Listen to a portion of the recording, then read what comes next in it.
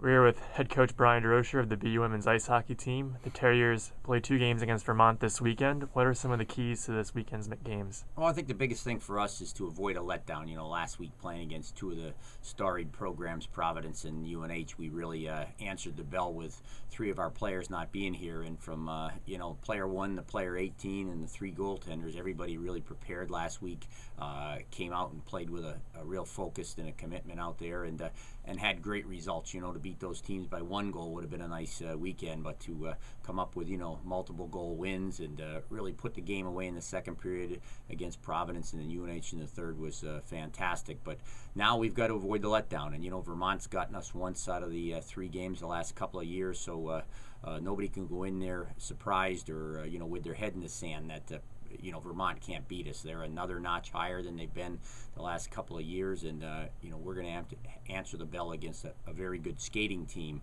that comes in here this weekend. Their goalie was named Hockey's Rookie of the Week 2 weeks in a row.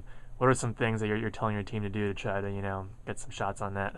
Well, without a doubt, this is probably on paper the best goalie they've had here in the last couple of years. Kristen Olenchuk, who played last year, had a real good season, but there was an element of uncertainty, I think, over the past 2-3 years with their team. And this kid comes in as a highly decorated kid who played with the Quebec provincial teams. It was in the Canadian national program, and I believe played on the under-18 team. So we're going to have to screen, look for tips, look for rebounds. And I think the first thing you start with is not being too selective, not coming over the blue line and thinking you have to beat 1 or 2 people to get a good shot, and don't have to make 3 or 4 passes to get a shot on net, but get across the line, get one on net, keep it down low, and see if there's loose pucks, rebounds.